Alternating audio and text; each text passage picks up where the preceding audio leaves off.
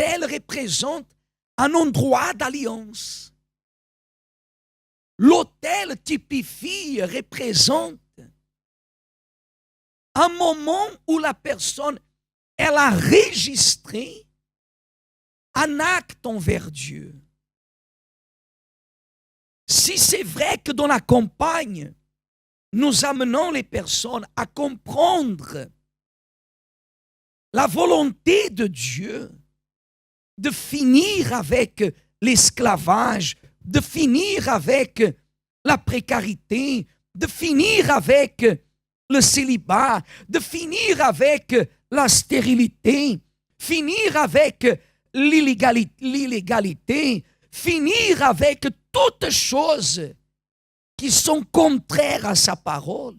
L'objectif principal, c'est d'amener la personne à établir demeure, à établir l'autel perpétuel, l'autel de l'Éternel en elle-même.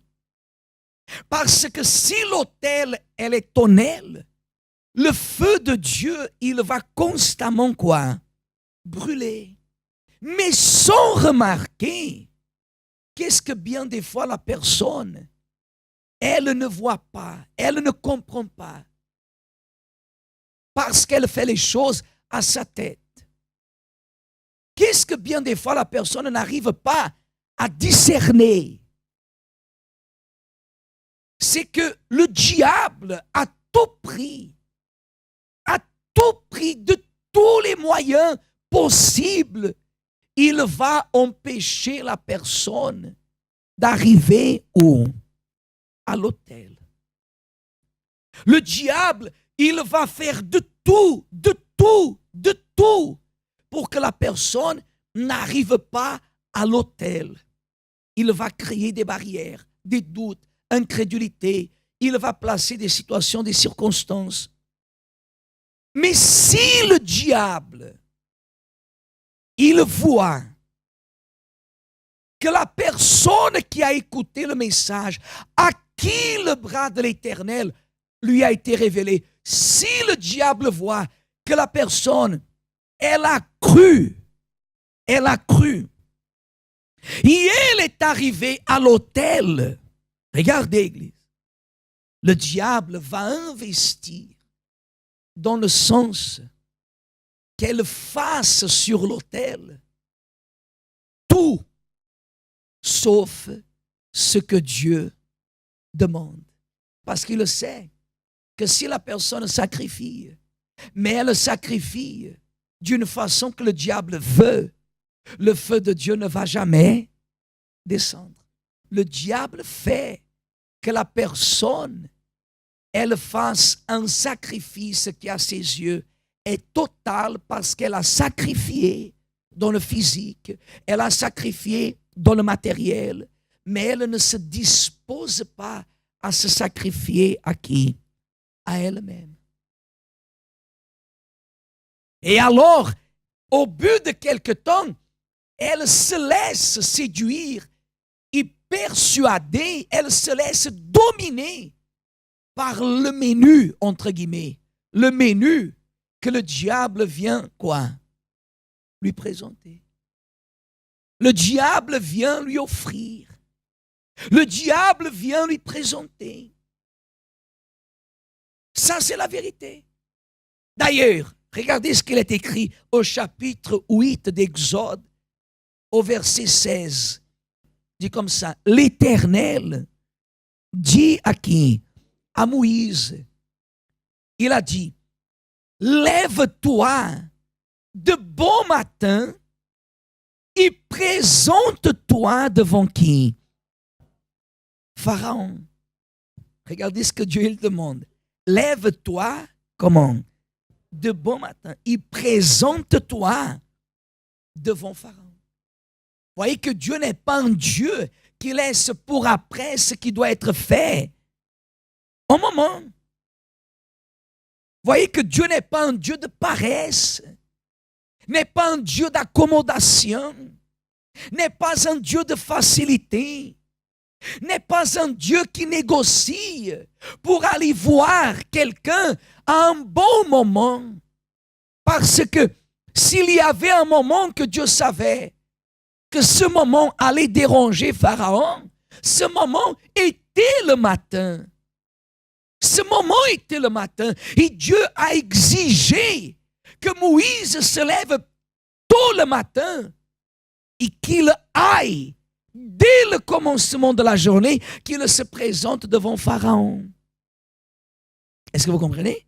C'est-à-dire, ne choisis pas un moment qui tu penses qui va être mieux. Ne pense pas à ta manière. Parce que des fois, la personne, elle dit comme ça, pasteur, je vais parler avec telle personne. Mais il faut que je choisisse le bon moment. Ah, parce que je vais parler, mais il va falloir trouver un bon moment. Elle fait la chose à quoi? À sa tête. Les luttes que vous affrontez ne sont pas pour vous faire baisser les bras.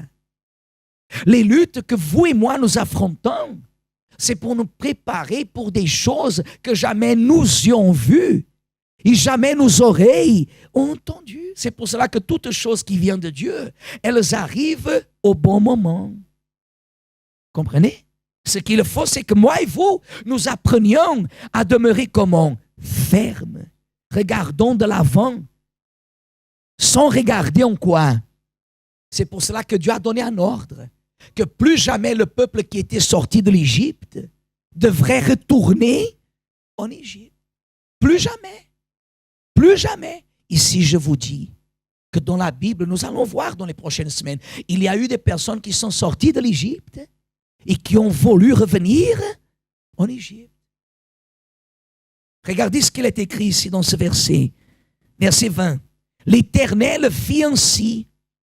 Il vint une quantité de mouches venimeuses dans la maison de Pharaon et de ses serviteurs. Et tout le pays d'Égypte fut comment? Par les mouches. Pharaon appela Moïse et Aaron et dit, regardez bien, Pharaon appela Moïse et Aaron et dit, qu'est-ce qu'il a dit? Qu'est-ce qu'il a dit? Allez, offrez des sacrifices à qui? À votre Dieu dans le pays. Regardez, celui qui ne voulait pas que le peuple aille sacrifier, celui qui ne voulait pas que le peuple parte au sacrifice, face à cette manifestation, il a appelé Moïse, il a appelé Aaron et il leur a donné la permission de quoi faire? De quoi faire? De sacrifier. Mais de sacrifier où? Dans le pays. Vous voyez que Pharaon, cela ne lui dérangeait plus que le peuple sacrifie. Mais il fallait que le peuple sacrifie où? Dans le pays. Vous pouvez sacrifier, mais vous allez sacrifier ici. Vous savez, la personne vient à l'église, elle veut changer de vie, mais elle veut rester toujours la même personne. Elle veut changer de vie, mais elle veut toujours garder le même caractère. Et des fois, elle dit, ah, parce que Dieu m'a déjà béni et Dieu n'a pas manifesté les plaies. Oui, et la situation du peuple, elle s'améliorait ou elle s'empirait? Elle s'empirait. Ce n'est pas parce que Dieu a fait un miracle quand je suis arrivé à l'église, tout en étant encore dans le monde, que cela me donne la permission de penser que je dois continuer à être ce que j'étais. Non. Il a fait, il a correspondu, il s'est manifesté parce qu'il a eu miséricorde. Et c'est comme s'il a voulu me dire le suivant, Séraphin, je suis ici. Je suis ici et je suis prêt à changer ta vie. Il a fait un signe.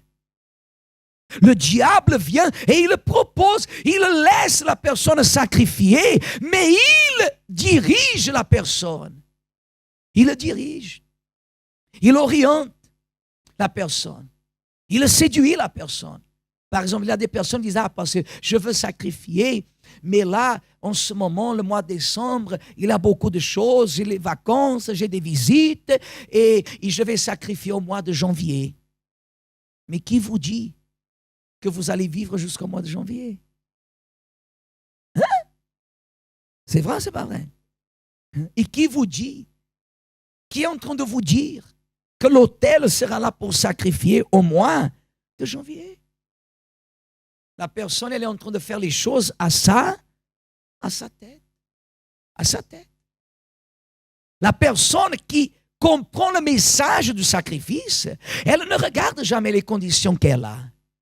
Elle-même se charge de provoquer et d'engendrer la condition nécessaire pour ne pas arriver devant l'autel avec les mains vides. Le sacrifice pour moi n'est plus une invitation. Le sacrifice dans ma vie n'est plus une invitation. Le sacrifice, c'est une dépendance. Est-ce que vous comprenez?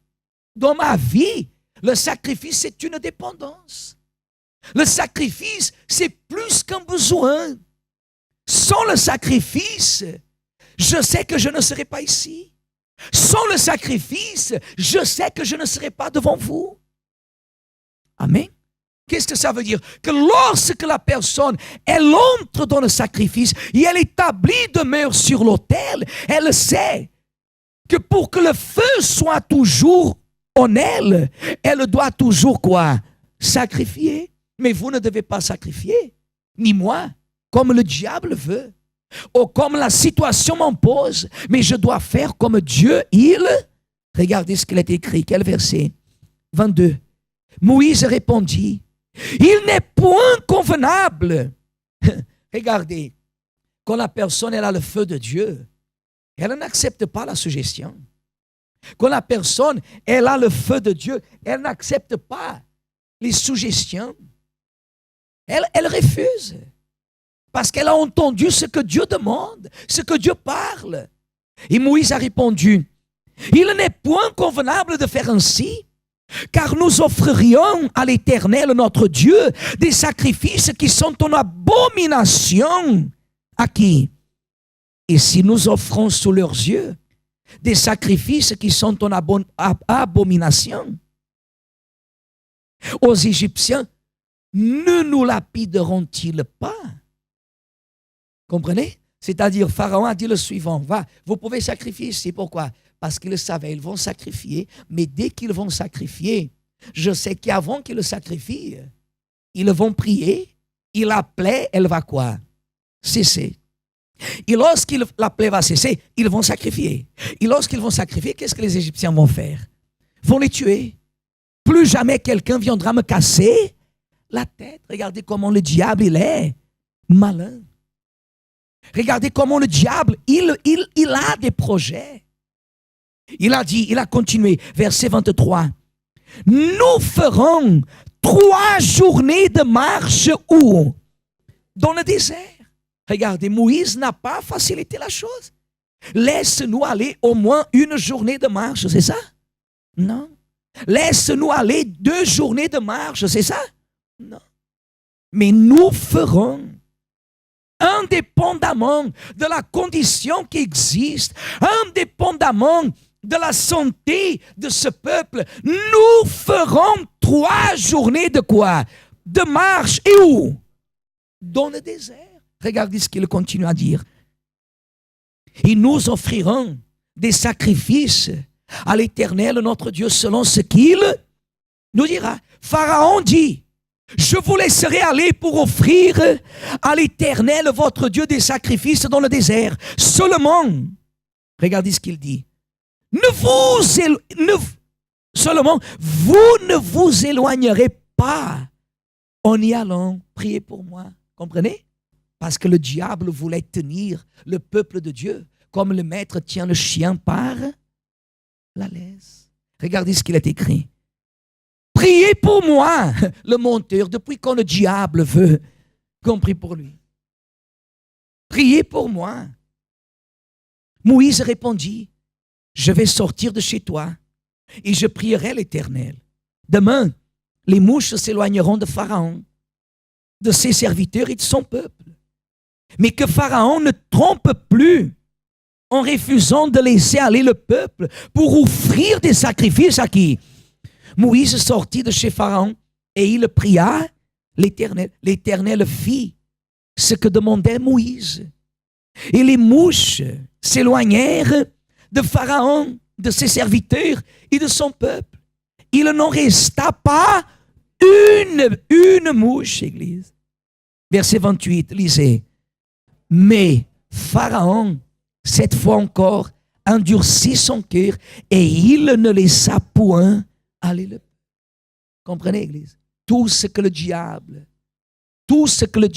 vous présente pour ne pas obéir 100% à ce que Dieu demande, même si cela ressemble, le jour de passer par le feu, on verra si c'est vrai ou si c'est faux.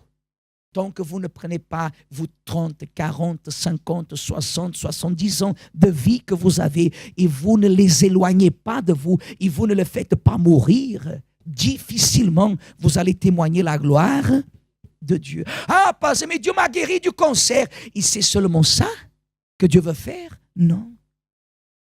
Dieu veut faire ce que jamais nos yeux ont vu. La différence, Église. C'est ça que Dieu veut faire. Dieu veut que nous ayons la distinction. Son peuple doit être un peuple différent. Chacun reçoit selon ce qu'il sème, selon ce qu'il s'investit. La personne qui s'investit, la personne qui se livre, elle se donne à Dieu, Dieu se donne